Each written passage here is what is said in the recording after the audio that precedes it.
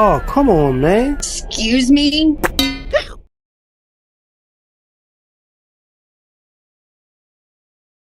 So, Indeed, we are. The way it should be. The story that I was going to tell Lindsay off the air, that I'll share with everybody here because I think it's kind of pertinent to our conversation, okay. peripherally, yeah, you know what I mean. I Um, know what you mean. Peripherally, I I spoke for a living for many years.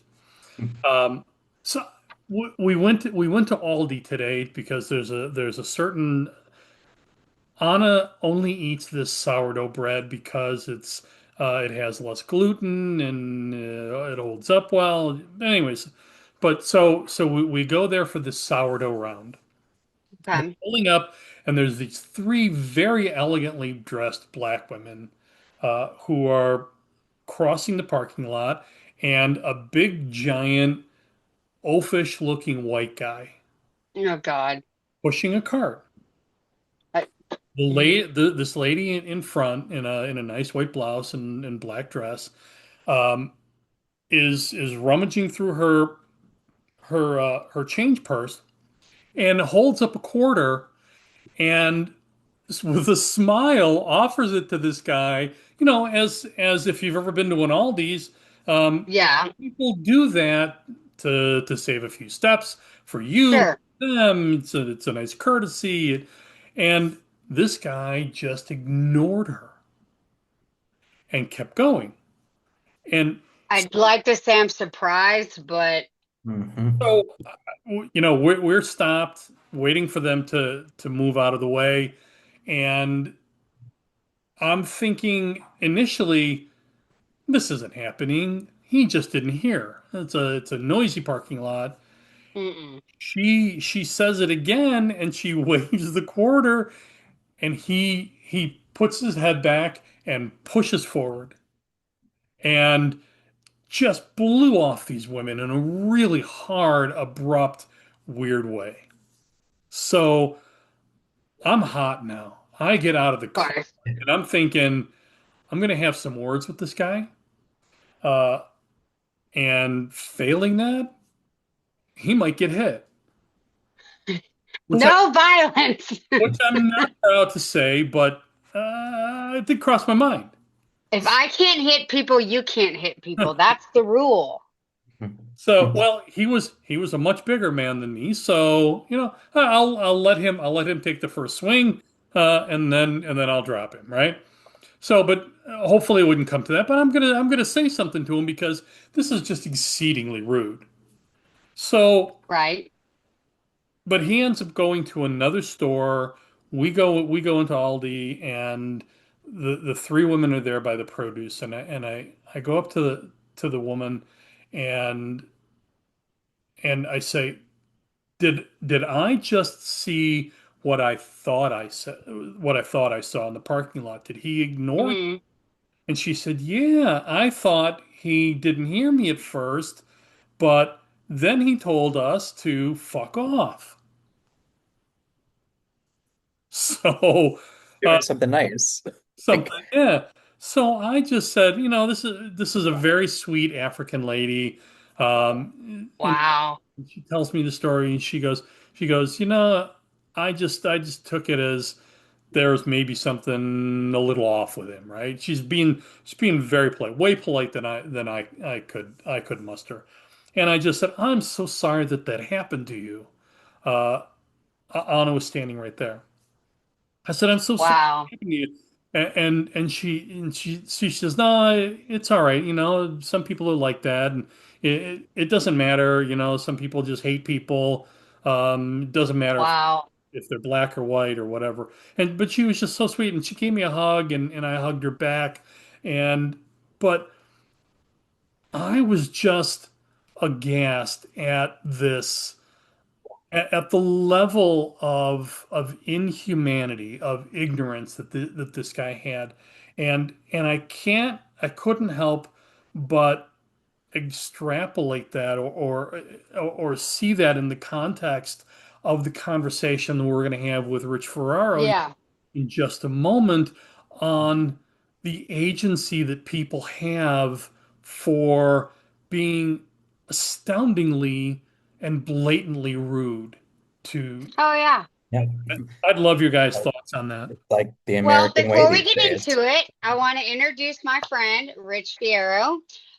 We met at a GLAAD event a while back, and he is, let me make sure I have this right, the communications director for GLAAD Yeah. in New York. So, welcome, and thank you so much for tagging along on the podcast today and being our guest. We really appreciate Yeah. it. You know, That I was can I can go you one better, Lindsay, because I prepared a little something for this. Um, Oh. uh-huh. Our first guest, our very first guest, is the communications director for GLAAD. No, the other GLAAD. That's the only boom. That's the only boomer dad joke my wife would let me get away with on this one. Rich Ferraro is the communications director for GLAAD, the world's largest lesbian, gay, bisexual, transgender, and queer media advocacy organization. Born in the Yep. 1980s, manic misinformation amid the AIDS crisis, their work builds from the intersection of the LGBTQ community and Mhm. the larger so-called mainstream society.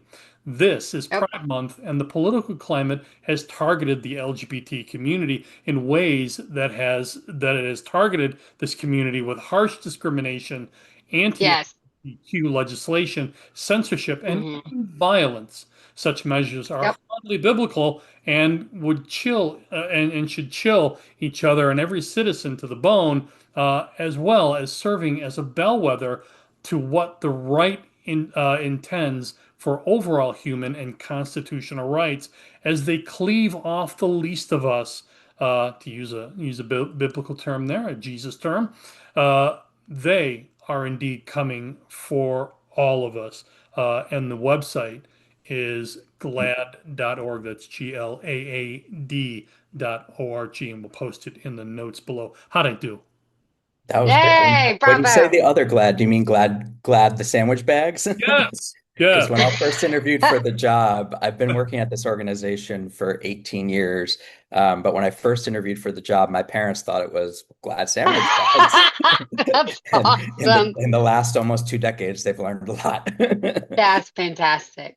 Well, do you want to know, getting right to it, do you want to know, we were just talking about this before we get started, that a federal judge declined to block the Department of Justice efforts to obtain nationwide medical records from trans youth, which basically violates the HIPAA laws. So, I Right. mean, it's so not only are we going after the LGBTQIA group, we're now actually going after children. And what did I say? It was a witch hunt on Witch children. hunt, and you're right. Yeah. And Mhm. it's like, And I'm just, the right wing, they're all about like small mhm, government, keep the government out of my house, yeah. freedom, fairness. And then you hear stuff like this, and it's Protect the absolute hypocrisy children as long as they're not as trans long as or they're not queer. gay. Yep. Yeah. Yep. It's appalling to me. Yep. There, And it's unnecessary. It's like it's a solution to a problem that doesn't exist. And that's what Yeah. we keep seeing again and again with this administration. Well, And and it's a it's like the distraction from the real problems that Americans are facing today, too. absolutely. And it's like the same thing that we were talking about last week with what's the guy's name? I can't remember what Higgsbeth. Pete, like I said, Yeah. Pete Yeah. Hicks. Him removing the raises and what was it, Will? What did you say it was? what's that? Like removing The the promotions and promotions, raises, that's what it right? Like, was. yeah, Yeah. And I don't understand because as patriotic as this country is, and as oh, my private medical information is private. I mean, as much as we as a country are all about defending our privacy, boy, that does not extend to the LGBTQIA people, and it doesn't extend to women. And it's just, and now we're going after kids. Like, I don't think that there's a line anymore. yeah. Well, And with it's like these politicians, they don't know anything about medical decisions, No. or should they? And like, if I make a medical decision for my child or for myself, I want that to be between my doctor and me.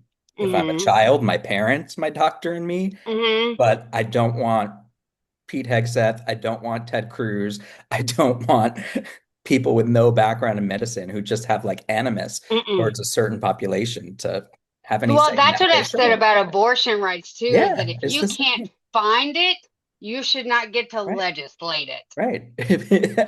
If you can't teach a class that hard. Sorry. Yeah. Yeah. Yeah. It was a If you hard, don't know where it is, you should not get to legislate it. I'm Yeah. sorry. yeah, You don't a have hard, one.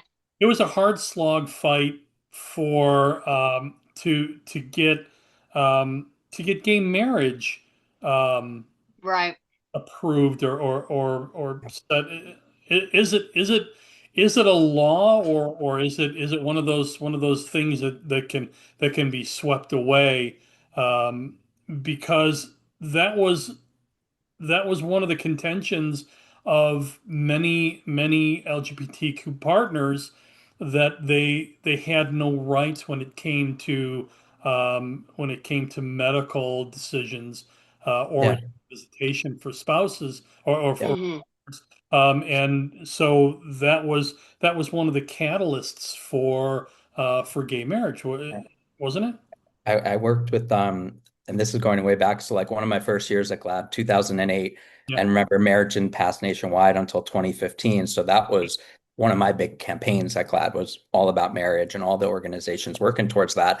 But there was a woman who went on vacation with her wife. They lived together and they were in a committed relationship for decades. They had three kids together that they were raising. They went on vacation to Florida. They were from Washington State.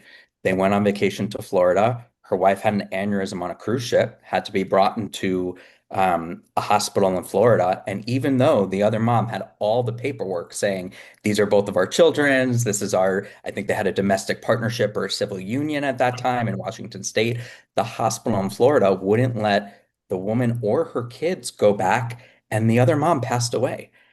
Oh my You God. hear this story and it's like it it hits home when you have family values, like when you talk about family values, being together with your loved ones in such a tragic, horrific time has to be one of them. And it's stories like that you're right, well, like led to I have a marriage very good equality. friend of mine that her family basically excommunicated her. Is that the right word? Like, absolutely booted her out of their family because she was gay. So, she meets this other woman, 15 years. They've been together for 15 years and they have the whole domestic partnership thing too. Well, they get in an accident. And so they would not let her make any medical decisions, even though they've been together for 15 years and she hasn't spoken to her family in at least 20. And her family shows up and they started letting her make all these decisions. And she's like, that's not what she wants. And I mean, same thing. She ended up passing away. She was excluded from the funeral and they kicked her out of the house they shared and everything. You know, That's why like legal laws had to be Hmm. enacted. And I think it was only when you started to hear stories like that about people who were in loving and committed relationships for, like Yeah. you said, 15 years, who were raising children together. That's when the rest of America, it wasn't about like Hmm. getting rights for me or my community. It had to be Yeah. about like, this is about families nationwide that are just like yours. And that's when the shift happened and when you started to see the public start to support. And I think it But was the then public support that cleared the way for the courts. But then you see situations like Governor Lee of Oh Tennessee. yeah, yeah, He made this whole proclamation about June being Nuclear Family Month, as you know, and he announced it on the first day of Pride in June.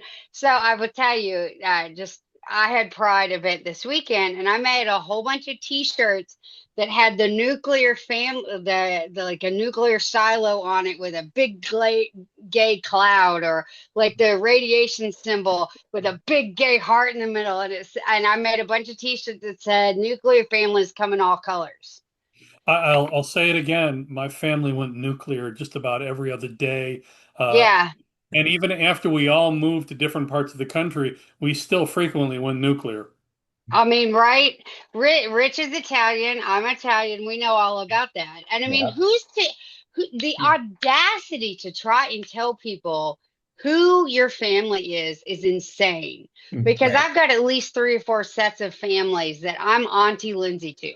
And it's And like which families matter? Like, I don't all know, families matter? Everyone yeah, pays their taxes. Like, yeah, who the hell are you to tell me that someone is family or not? You know what I mean? And then to make a declaration on it on the first day of Pride Month, you cannot tell me that wasn't done on purpose. yeah, of We course it didn't was. used to Yeah. be in everyone else's business, at least not to this extent, uh, Yeah. Yeah. where we sought to legislate how other people live their lives or Hmm. couldn't live their lives. I'm Well, it just seems like it's a bigger attack on the LGBTQ community more so than it is anybody else. Like we had the civil rights with the African American community, and then we also did it to the Japan during World War II, and now we're attacking trans and LGBTQI. It's like we just have to pick on people. Yeah, but so in the Japanese were picked on for their racial ethnicity during a time of war. Um, We also did it during COVID too. sure, yeah, yeah. But this really getting into people's bedrooms and closets and cupboards and Hmm. all of that really has taken on a greater dimension. And Rich, I would love your thoughts on how that came to pass. That we're inside everyone else's head and bedroom and living room and bathroom Yeah. and And medicine. doctor's office. Right, apparently. When Yeah. when did that accelerate or burgeon? Because it feels like an like the algae bloom in the in the Washington The reflecting pool. Right. The one we paid how many millions of dollars for? 14th Exactly. game. I know I definitely have seen it since around 2015 or 2016. It was like right when marriage equality passed in 2015. There was this backlash, I think, to the fact that LGBTQ people were becoming more accepted in society, and we have that data that shows the public was more accepting. And you saw us everywhere. You saw dads on Modern Family. There Yep. were the Mhm. kids on Glee. Like we were all over the media. We were coming out in big numbers so we were in your families, we were in your churches, we were on TV, Mhm. and there was this backlash. I think because I think it worked because some right-wing politicians, and that's also the rise of the MAGA movement around the same time, they found trans people and they used the same scare tactics that I used to see when we were fighting for marriage equality, but they picked on trans people for it, and it scared it. They used these fear tactics to, I think, convince a lot of parents out there that the community was somehow trying to convert your children, and like, no, that's not what I do. Like, you're That's born not a this way. thing. You can't make someone gay or trans. Right. You can't make someone straight if you are born gay. Yeah. You can't make someone cis if you're born trans. But I think it started to work with voters, and because the trans visibility was not as high, and most people, we had a poll that we always cite from maybe 2 or 3 years ago that said less than 23% of Americans know someone who's trans. So if you Oh, don't yeah. know someone, you're going to believe politicians or elected officials or people with the bully pulpit, people with that microphone. And when they didn't have those real life experiences or the experiences in the media to say, that's not what I know about my friend who's trans or my kid's friend who's trans, I think that's why it worked on trans people so well because I saw it when before gay couples were all over the place, a lot of people were worried. Remember, people were like, well, if gay people get married, you're soon going to have people getting married to their dog, or like gay people are That not, they leap can't is raise so kids. Like, unrealistic. but people believed it until they start to meet gay families, and they're like, no, I know those people are fine. They're just like me. They work hard, they pay their taxes, they go to church, they go to school. Like they're just How a about family. They're how boring about like this? us. How about this? And I'm just spitballing here. How about adopt a trans person for a week, uh, Right. Hmm. and in all those households, so they can get to know each other. Yeah. Have you guys seen, and I cannot remember who did it, but it may have been Dove or somebody, but somebody did this project, and I remember watching it on YouTube where they took people who were complete opposite. Like, so they took a clan member and they put him in a room with a drag queen and made him have a conversation. Or they put someone who was deeply religious and put him in a room with like a Wiccan or an atheist. And so they had all these complete opposites. And it was a really interesting documentary on and I want to say it was on YouTube, but of just these people who were the complete and utter opposite and had these preconceived notions about that person or that type of person or that trans. And so by the time they were supposed to have a 1 hour conversation, that was it. No preludes or anything. This is who your person is. Have at it. And they would do pre-interviews and post-interviews. And every single time on the post-interview, you would hear the guy going, I really didn't know all that, or I really need to sit and think about that. And this is not something that I was aware of. And, that gave me some, you could from the first interview to the second interview, you could tell that there was a complete huh. Mm-hmm. I have to think about that. And I mean, why can't we do that for everybody? So, Rich, I didn't mean to interrupt you here, but I thought this would be pertinent. You spoke about a poll that you guys had put out earlier. You just put out a recent one that was taken between March 16th and April 2nd of this year, in which you cite only 8% of registered voters say that, quote, transgender issues are a top concern. There's a media component that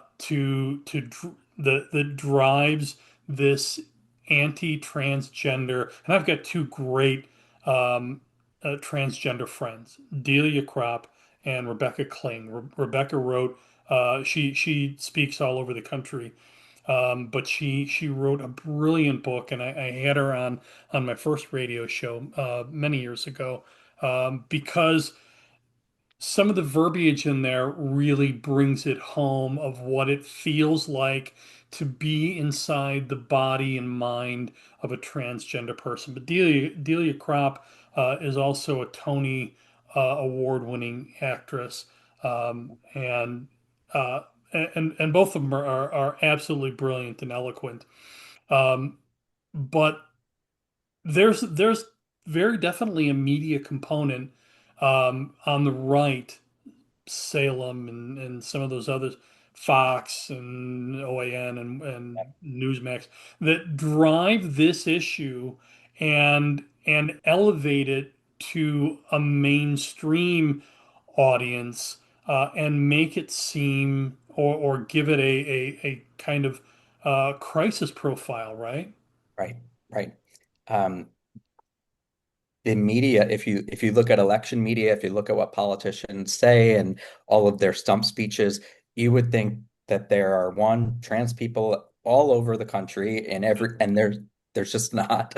And two, that they're somehow dangerous. And when you look at the numbers of who's committing crimes, especially against children, Yeah. guess what? It's not our community. It's not drag queens. It's not trans people. It's folks who are straight white, straight and white. Yeah. So how does GLAAD counteract all of that? Because I know that you guys get those reports all the time and you see this stuff in the press all the time. So how do you guys as a corporate or not a corporation, but a company Yeah. who is trying to fight this narrative, how do you guys go about doing it? We're all about storytelling, and that's our role in the LGBTQ movement. It's what we were just speaking about a few minutes ago, the power of when you know someone, when you meet someone, whether it's on a television show or it's in your office, and you realize their story and you realize that the commonalities and also the struggles that they have to go through. When you know someone, it's really hard to hate someone. And that's our goal at GLAAD, is to bring the stories of LGBTQ people to folks who are not familiar with us, and we do that mostly through the media. So we have really strong relationships with Hollywood types, like Netflix and Disney and NBC and all the people who make shows on those platforms. And then we also do that work with video games. We do that work with Spanish language media. We're like a small but mighty group, and we just try and get in touch with every possible media maker to include LGBTQ people. And most of the time, the most effective way to do it is not making it all about the fact that they're trans or the fact that they're gay. There was an episode, if you watch on HBO, it's a medical show called The Pit, and they had a trans woman just come into the emergency room who like hurt her arm.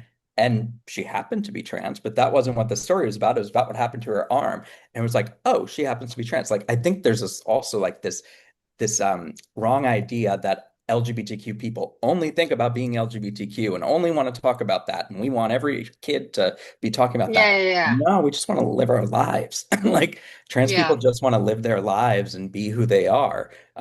It's enough to go through that on your own to come to realize who you are. Everyone has to go through that, regardless of if you're yeah, LGBTQ But or not. You always have to go does, through the self journey.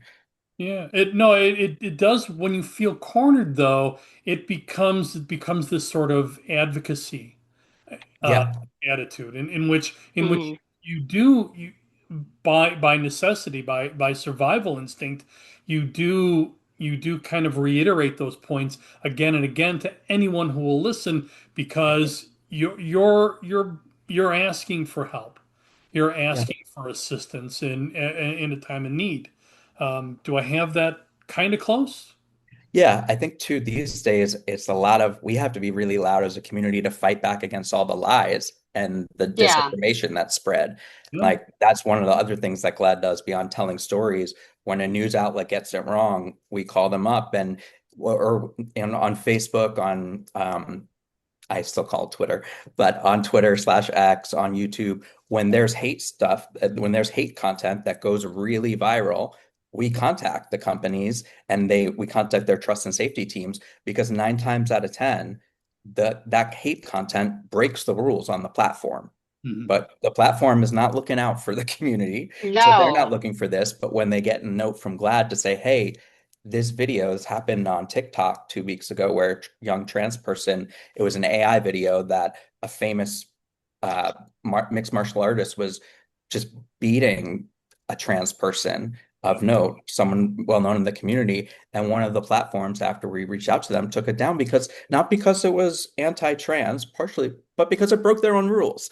So we have to, as GLAAD, a lot of times we have to watch the media and hold them to account for the rules they create because they're not going to just do it on their own. So I'm yeah, curious if, as communications director, because the right wing has built a sort of media brick wall Yeah, hmm that a lot of their listeners don't listen to, don't watch anything else, so they don't hear the other side. right. right. And if they do, it's from the point of view of hearsay or someone else telling them something that they heard, and that's more easily dismissed. Well, Uh, and there's also this concept of fake news, that people put out, oh, that's fake news, that's propaganda. Are really? That's like when we started this podcast, I told Will, I said, anything that we talk about news-wise, I want to have a credible source for it so that I can say, Yeah, no, here's where we got this information so that nobody can sit here and say, oh, well, you made it up. No, actually, I didn't. Like the story I got about the federal judge declining the DOJ, that's from the advocate. yeah. And I sent Will the link. I mean, having those credible sources, I mean, you can't not. yeah. That's, I think, one of the most important things like the public and like people in general can do these days is keep themselves informed, especially hmm about LGBTQ issues. The one you just mentioned, like stuff is happening and it's all happening in the dark because there's so much happening in our country right now. Yeah, So the right. stories about our community and the drawbacks in all of our in a lot of legal in a lot of laws and in a lot of other acts, like all of these are rollbacks. Yeah. They're not being reported. So it's really on us and our allies to keep informed and then to share those stories, so that others see it. Because when people see that these are like attacks against just freedom overall, fairness hmm overall, that starts to change things, I think. Do So you have other? Go ahead. I'm sorry. that's all right. We need to take a break here. Rich, I would love you to stick around and Yeah, hold you over to the break. no Um, problem.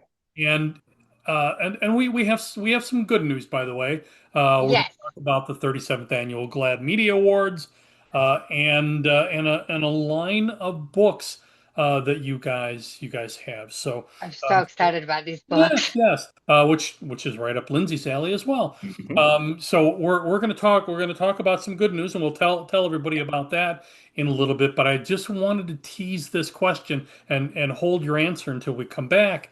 Um, that have you attempted to make inroads to reach out to right-wing media, or have they reached out to you in some way? And if and and how would you come to an invitation like that? So we'll hold that, and we're going to Question.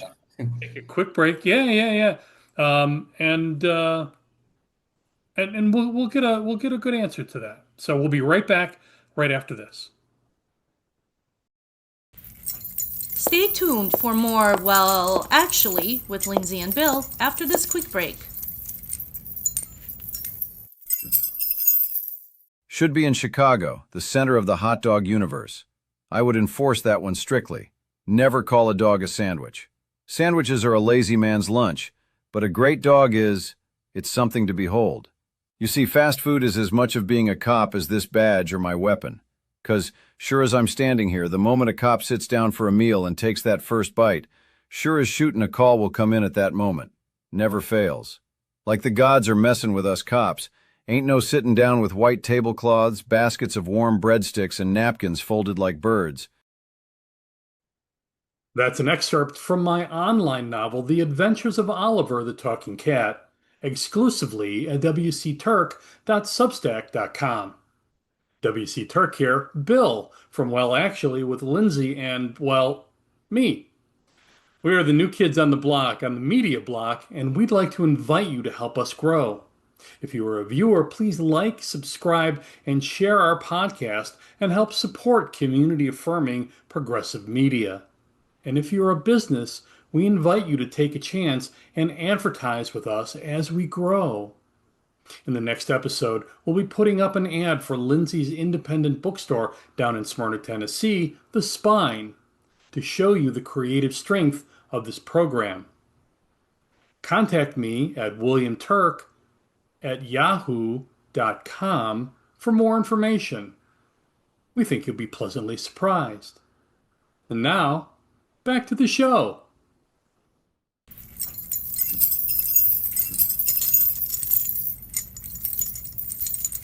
And now, back to the show. And welcome back to the show. We're talking with Rich Ferraro, the communications director for GLAAD.org. And before the break, I was asking you, Rich, um, because media has been such a big part of my life for so long, but I also understand that wall that was built between the right to protect the messaging on the right from intrusion, from the intrusion of facts, and understanding and community, and to sort of build this. I think that the QAnon paranoia is not a uh, is not a coincidence. It's or not an affectation. It's a strategy. It's a Hmm. strategy to to bend and break truth and natural cynicism, and wariness in people's minds. Um, but I'm wondering if the right ever reaches out to GLAAD on any of these stories, or if you reach out to them, and what is the reaction when you reach out to them to try to break through that wall or correct the record? Yeah, it's a mix and it kind of depends on the outlet. Um, with Fox News, I'd say years ago, they would definitely reach out and say, "Hey, do you have anyone from the community?" And we would put them in touch with people who felt comfortable going on Fox News. And it was important to be there because, like we were talking about, like when you know someone and when you know their story, it's really hard to believe all the I'll be lies happy about to go that. on Fox News for Oh, you. I would pay to watch that. Yes. It would But be there are others, like in every other especially their word, Lindsay. podcasts. Hey, I would be happy to go on Fox News. They would be Let's bleeping There's a every do it. single podcast though word. that like It would be you beep, you bop bop beep beep beep. No, I would not. I would know. I would be as official and profoundly appropriate as possible, but I would make them feel this small because I'm educated. yeah, well, you're an American business owner. You do a great service Hmm. for your community in Tennessee. Yes, Like kids are like the kids in your community are better because of your business. I hope so. So they should be applauding you on Fox News. Like that's so many of Yeah. the things they stand for, right? I mean, as we all know, if anybody that knows me that my fuck you is excuse me. So, That's your Italian again. yes, But excuse me. one of the new strategies that we have to break in, because I think that's where we've lost a lot of people in the last few years, is especially Hmm. around podcasts and some of the forums online, Reddit, even Facebook groups. Um, Hmm. and so what we're trying to do at GLAAD, it's part of what we call, it's a new initiative called the Common Ground Project, and it's finding surrogates. Because guess what? If I go on there as a communications person from GLAAD, a Yeah. lot of people are going to dismiss me if I would never go on Joe Rogan and he would not want me on there and I would not want to be on there. Funny they I don't. would love to be on Joe We need to Rogan. find people Funny they from the never seem. community who can go on there. Yeah. It's funny they I'd never be seem to do that happy with to go Kayleigh on there. McEnany. Huh. They never seem to do that with Kayleigh McEnany or any of these other Right. They spokespersons take everything, for like right even wing for the Heritage who was, Foundation or yep, everything they say is just truth. And even when we go on there and I'm like, here's the studies, here's the actual credible links. yeah. I think it's hard to get people from GLAAD on there, but I think it's really more effective if I could get a Republican dad who has a trans kid on those programs to talk about his kid. I think you have to like meet people where they are. And I'm a professional homosexual activist. Yeah. So I might not be the best person, but what we're trying to do at GLAAD and what we've done even during marriage equality and through all of the issues, Don't Ask, Don't Tell, is find people who can meet others where they're at, and then we can teach them the best messages that will resonate with those people, really good ways to tell your story. We can media train them, place them in the media, and let them be like the voice of the community. And that's I think what should That's happen. actually really smart. Yeah.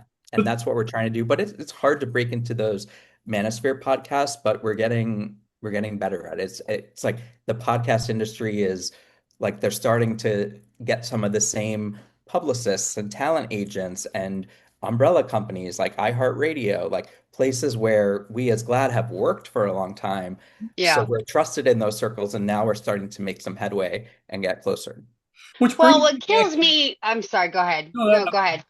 which brings me back to my initial point uh, in the introduction that I read uh, that and I also said this in the email to you, Rich, that I wanted to talk about the intersectionality between gay rights, LGBTQ rights, and the the overarching rights of the community, and how there's a precedent setting aspect that if they cleave off one minority group's rights, then they're going to come for each of us. Oh yeah.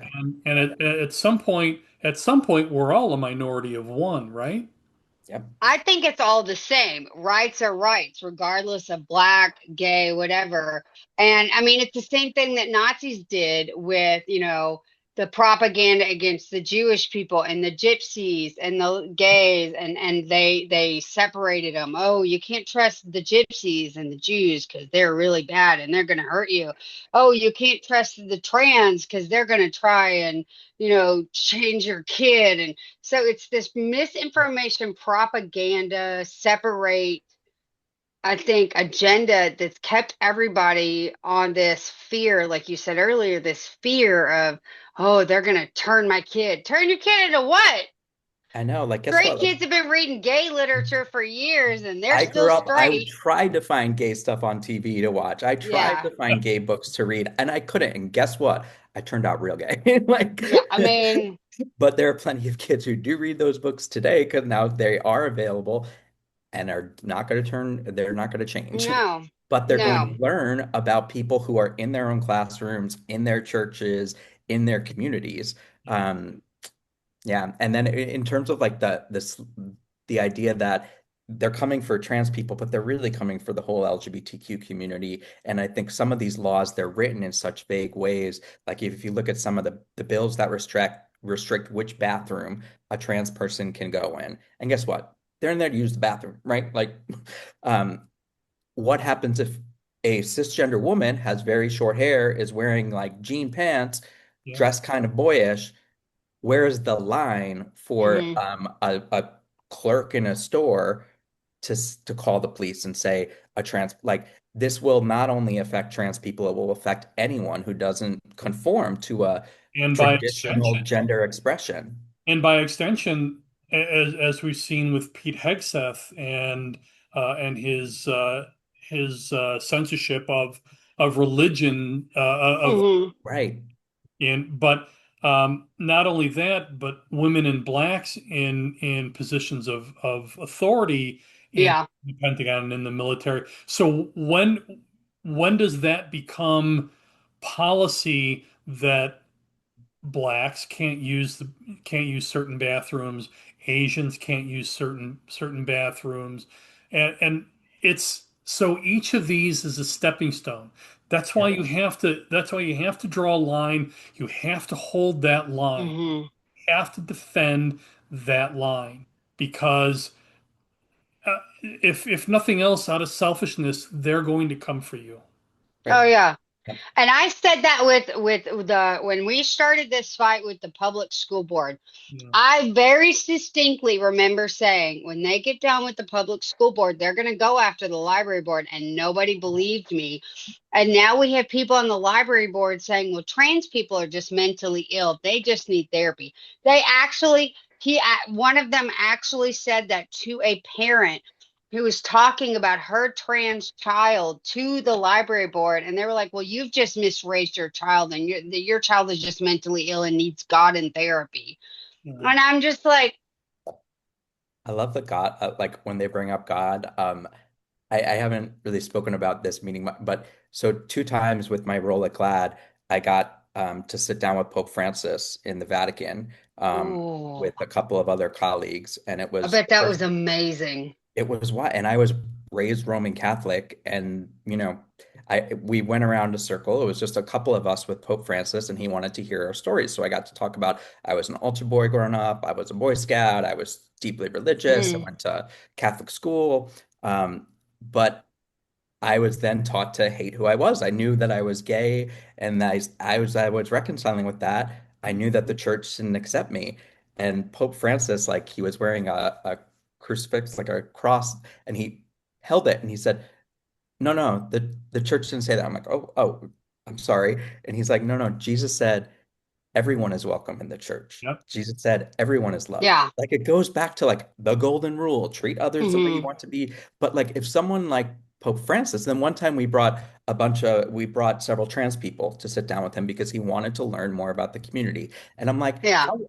how wild and wonderful it is that the Pope wants to do this, but Republican politicians in the US don't It's want an to do it. American issue. I almost want to say it's an American issue more so than anything else. Yeah. You And know, he many supported the trans people who were in the room and he affirmed them for who they are. He gives out rosary beads and he gives them, there's like one's for men, one for women, and he gave the trans people the right rosary beads based on who they wow, are. wow, Like, Oh my God. yeah. Many years ago, I did a transcription for a documentary about uh, an LGBTQ activist here in the city, Vernita Gray. Hmm.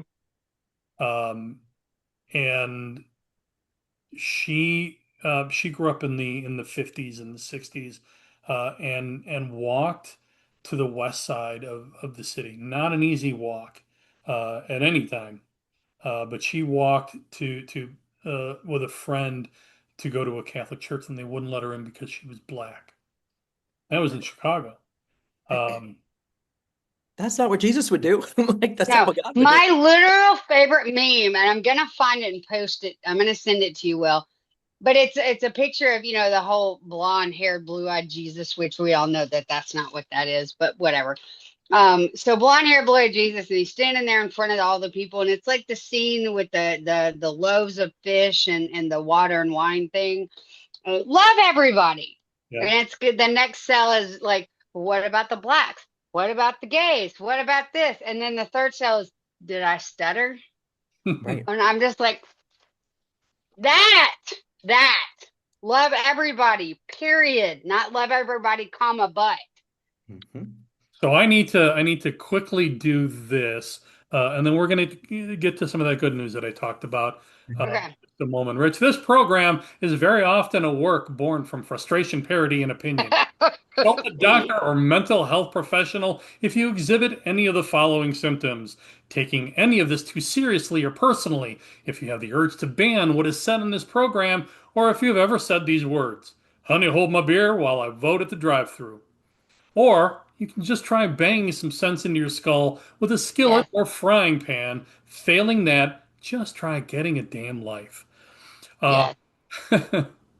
That should be the new Pledge of Allegiance. th- I think so. So that's let me ask you a quick question before you get into your good news. sure. Besides GLAAD and the Advocate, what are some other resources that people who do want to know more can go to find out more and to find out the actual news of what's happening and how Yeah. they can help and what kind of stuff?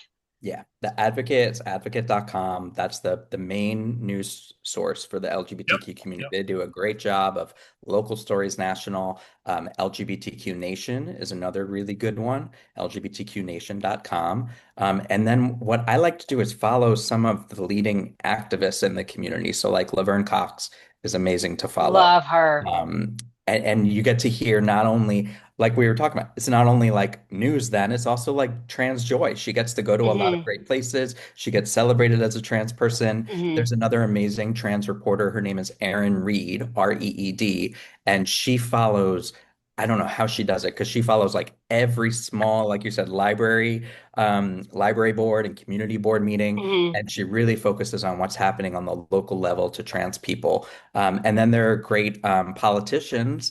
There are no great politicians, but there are politicians who are trustworthy, Hmm. who can be followed too, um, who are LGBTQ, like Mark Picano, and uh, oh gosh, I can't think of her. Tammy Baldwin, who's the senator from Wisconsin, is Yeah. a great one as well. But like the Democratic LGBTQ people in Congress, and there's also the LGBTQ Equality Caucus. They have social media channels that are really good to follow. That's really a good way to where place to go to check the temperature. Then there's GLAAD and there's other organizations like Human Rights Campaign, HRC, I love Discovery them. Project. Yeah, and they also have, and Lambda Legal's a great one as well. And they have this Right. mix of what they're working on, the court cases, because we don't do legal work. We do media and culture work at GLAAD, but the others do some legal work or youth services work. And they also have like really powerful stories and powerful content because we know a lot of people in the community are following our social channels. So we got to bring them some joy too. So Sure. like Yeah, we'll yeah, have like yeah. interviews about the new RuPaul movie that's just opening this weekend. Stop that train, like because we That's got going to to be spread the news amazing. about that too. That's going to be amazing. All right. The 37th annual GLAAD Media Awards honoring Liza Minnelli, Quinta Brunson, Bowen Yang, and Matt Rogers premieres on Hulu Saturday, March 21st. I'm just going to pause here and say I have a great Liza Minnelli true story. I went Oh, to goodness. this was back in the 90s, um, and Schindler's List had just come out, and a friend of mine Oh, from Second City and I went to see it, and we ambled over to this little downstairs bar, just off the loop, called the Underground Wonder Bar, and there was a piano player and a woman singing on the stage, and there was one guy drinking. shut up. He was having a drink and kind of into himself, and the bartender, and then And then my friend and I sat down, and she looked over and asked the bartender. She goes, "You know, that looks a lot like," and he said, "It is," and it was like Holy crap, I would die. it was just in there, just gigging. And she came over and was just sweet as can be, and then she got back on stage and sang a couple more songs, said so long, and walked out the door with the piano player, and it was just one of those perfect city moments where you're just right in the middle of of a perfect of a perfect moment that just comes out of the ether. Yeah. So that's how I felt like where I met Rich. I went to this Like, this I'm no CMA. Liza Minnelli. No. So I go to On this GLAAD stage, party, and I'm not a country music person. I listen to Rob Zombie and Led Zeppelin, and everybody's like, "Oh, do you know who this person is?" No. Do you know who this person is? No. Do you know who this person is? No. I'm sorry. And then they came home and looked everybody up, and I was like, "Holy shit! I know there were some big country music names there. I didn't know who any of them were." so But tell And us I about. told but their fans do, and that's why like I work on the GLAAD Awards, and it's my favorite Yeah, event of the year for sure because we get amazing people like Liza Minnelli to yeah, show up, or we've had country music people like Maren Morris and Casey yeah. Musgraves, music people like Lil Nas X, like we get Hmm. them on the stage, and then and you can watch them on Hulu. You just have to look up GLAAD GLAAD on Hulu, and you can see the awards. Yeah. Yeah, and we heard your Liza Minnelli story, so now my Liza Minnelli story, which I never told I anyone don't have one. is. But she came to our event this year, and she was a surprise for everyone in the room.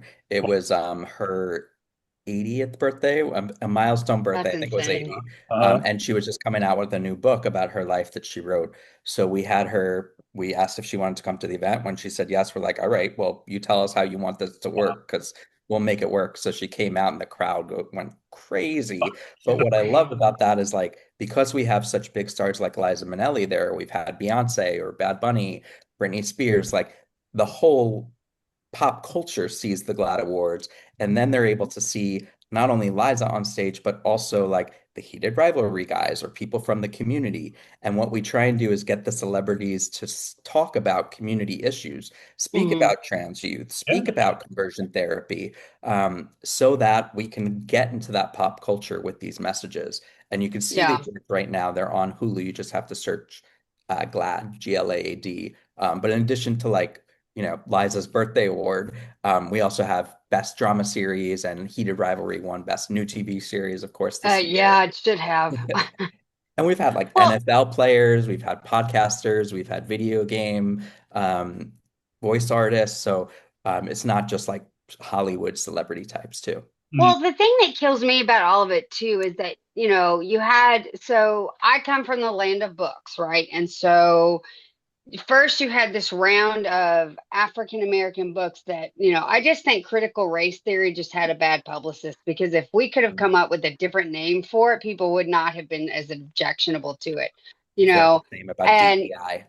right, exactly. So, and it's like, okay, you have all these beautiful books that have been coming out in the last, I want to say 10 years that cover African American issues, LGBTQ. Some of the most beautiful graphic novels that I've seen in the last year have been graphic novels about LGBTQ.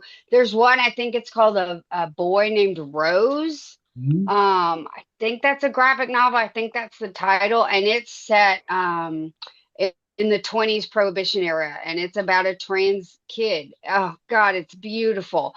And then the shooting at the nightclub in Florida, what was that? The Pulse shoot. Okay. Yeah, it was Yeah, just 10 years this weekend.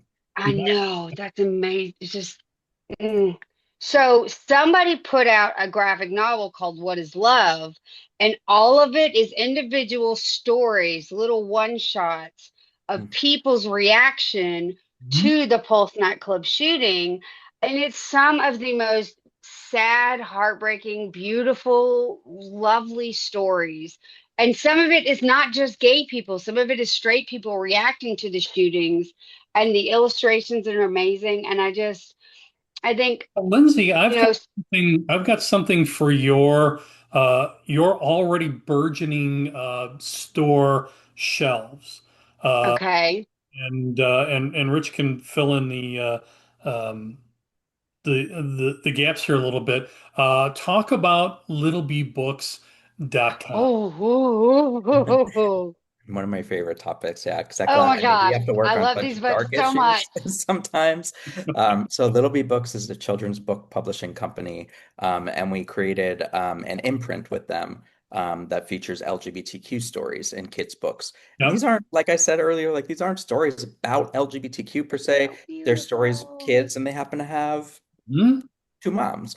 My boss, the CEO of GLAAD, Sarah Kate Ellis, she wrote a book with her wife called All Moms for Little Bee Books, and it's just about all different kinds of moms. And some Mhm. people have two moms, right? The first book that we put out was called Prince and Knight, and it was about, it's like the typical fairy tale, a prince who meets a knight, and it just happened to be a prince and a knight this time, and they fall for each other. One of the books, though, last year, the Supreme Court ruled against LGBTQ books and others in the Mahmoud case, and ruled that book bans were okay to do. I Uh, saw that. and in her dissent, Justice Sotomayor published one of our books. Like that was her dissent to all of this. And it was called Uncle Bobby's Wedding with Little Bee Books. Oh, I've Because got that book. like she just wanted to show everyone this is what you're afraid of. Like it's adorable, it's family friendly, it's about family. Hmm. And it just if this could be Uncle Bobby's wedding, if it was Uncle Bobby and Aunt Jessica, it'd be no problem at all. Like Yeah, that was her dissent is like, look how foolish you all are. yeah, Like, and guess what? Like just because you're to ban a book doesn't mean a kid isn't going to meet another kid with two moms or two dads. Like we're exactly. here, we're not going anywhere. Yeah, And exactly. there are 5 million kids being raised by LGBTQ parents, and don't they deserve a right to see families like theirs reflected in I books? agree. I agree. We're gonna have to leave it there. We're running. We did an hour, man. This was Yay. fun. We can talk forever. I mean, it's I such a mean, big topic.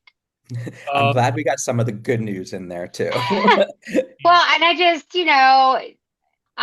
okay, to add to the good news, and I'll make it really quick. yeah. There's an underground railroad of like back in the civil rights there, you had the green books for African Right. American community. Yeah. There's one for the gay community, and I'm on it apparently. And I didn't know that. And I was so happy Their about safe that. space. That's incredible. Yes. It's Mhm. like, oh my God, because someone came in from Memphis because she heard about my bookstore, and I was like, what?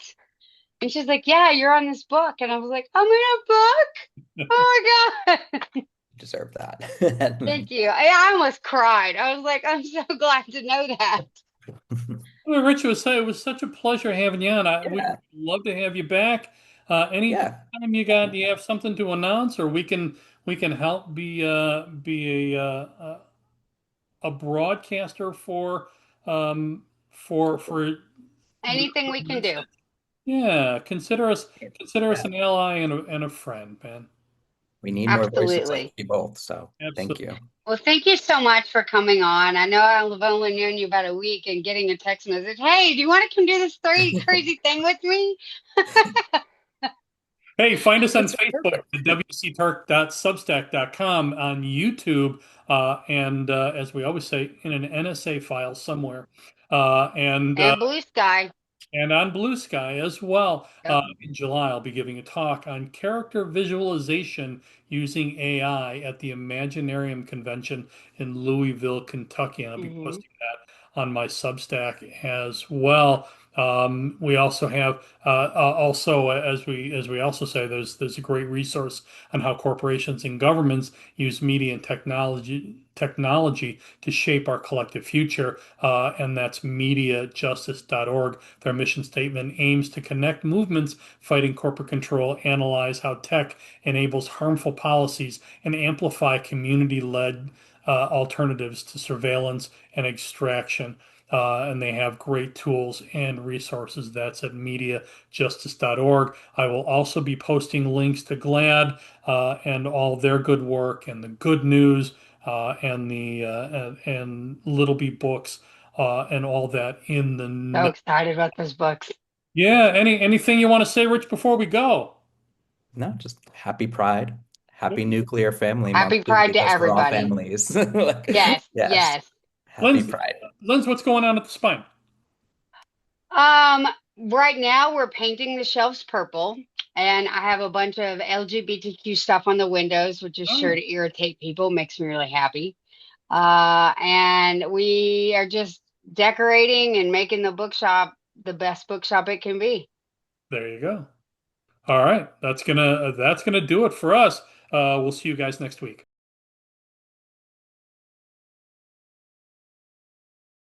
Stupid, stupid.